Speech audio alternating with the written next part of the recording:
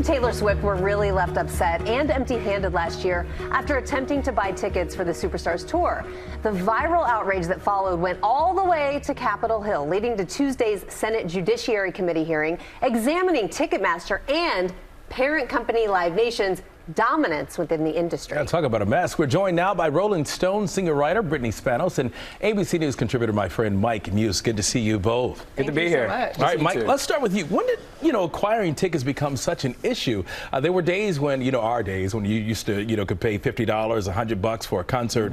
Now people are, talking about they're going to have to refinance their home just to go to a Beyonce concert when she goes on tour. That literally is going to have to happen, so that's not going to change in this segment. But it started around 2011, and really we can blame technology, right? Because technology with AI and algorithms, there's this notion out there called dynamic pricing. And so dynamic pricing is essentially supply and demand. Think about it with your rideshare service. Like when it gets rainy, right? Like, and everyone's trying to call the rideshare service, that's when you see the prices increase on the app. And so it's the same model applies when it comes to concert tickets. So they know like a really big artist is coming and it's a really major city, and they know like maybe they're hot off of a new album, they can charge a little bit higher prices and supply and demand. It really came to offset the secondary market, because what happened was artists were seeing they're selling their top tickets for maybe $150, but they saw in the second tier market, like at Ticket Hub, right, or StubHub, tickets going for $2,000, right? But the artists didn't see any of that revenue. So really dynamic pricing was meant to offset the revenues that the artist was losing in the secondary market. So these were kind of unintended consequences. Exactly, yeah. Which is why you have some artists taking a position. Some artists say, I don't want dynamic pricing. Pearl Jam was one of them. Bruce Springsteen, one of them, right? We don't want that. We want fairness, as you were saying, DeMarco, from when we went to the concert experiences. What, $50? Yeah, not today, not $50 not today. Brittany, let's bring you in. A lot of people are calling this a monopoly. Do you think that is a fair criticism? And also, what was the goal of Tuesday's hearing? Yeah, I mean, the larger issue with Ticketmaster is that it's owned by Live Nation. Live Nation is a promoter. They have stake in or own or promote through venues across the world.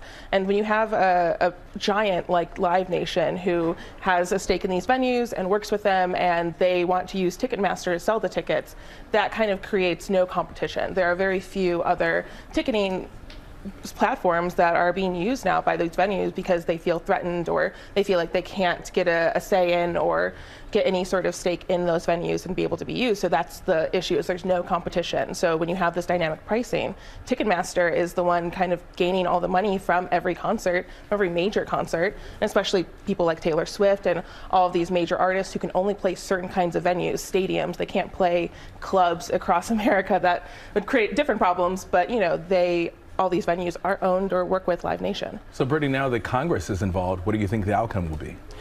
So Ticketmaster and Live Nation have been sort of, the Department of Justice has struck down on them before and has posed a lot of issues with this in the past. And so right now, I mean, the possibility is that Live Nation will go in front of the Senate, or the Department of Justice will be brought in again to kind of decide if they need to be separated.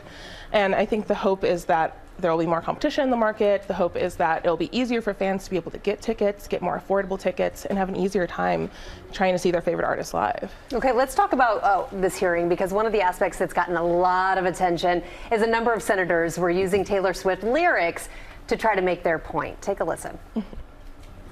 And may I suggest respectfully that Ticketmaster ought to look in the mirror and say, I'm the problem. It's me. As a ode to Taylor Swift, I will say we know all too well. To be honest, I had hoped as of a few months ago to get the gavel back. But once again, she's cheer captain, and I'm on the bleachers. Well, Congress is listening to Taylor Swift. Well, okay, so a lot of people are calling this really cringe. Mike, what do you make of this? I mean, I think we all just cringe now just looking at that. I think it was such a failed opportunity for Congress to do that, to make such a very serious moment so lighthearted, because it was the first time that American people could see their Congress in action. A lot of times we think about Congress very esoterically, from like healthcare, tax debates. But it's the first time we can see our Congress working for us, for people who want lower ticket prices. And so I think to make a mockery out of it, it lost the ability to attract this new audience and instead, I think it turned off potential voters and say, this is exactly why we don't like politics, because it's just politics as usual, grandstanding and pandering. Brittany, do you agree? Did it fall flat? Yeah, and also the issue is so much bigger than Taylor Swift. I mean, we are going to have more massive tours be announced. And, you know, I think the idea that this is just happening with this one tour, which obviously had a huge demand, this is going to happen like Beyonce, if she announces a tour, this is going to be a huge issue. If, you know, Rihanna announces a tour, if any major artist announces a tour, this issue is going to be ongoing until they take a step to make a change. It's funny but not funny how people are like, I got to get 3 jobs just to go to Beyonce's concert. Oh, wait, I just want to ask you guys really quick, just to end on a fun note, it's Friday. Do you have a favorite Taylor Swift lyric that you would use if you were in front of cameras? Don't be shy. If I was a senator, I would pick Lavender Haze. Actually, it was written by my nephew, Sam Dew. Oh, wow. And actually did the vocal arrangements. And I would say, I feel that lavender haze coming upon me. America. Oh. Brittany, what about you? I would say to Ticketmaster and Live Nation, this thing was a masterpiece until they tore it all up from All Too Well. Hey. Well, we got 2 performers right here. Thank you very much. We appreciate it, guys. Good to see you. $1,000 right there. Well, hey there, GMA fans. Robin Roberts here. Thanks for checking out our YouTube channel. Lots of great stuff here. So go on, click the subscribe button right over here to get more of awesome videos and content from GMA every day, anytime. We thank you for watching, and we'll see you in the morning on GMA.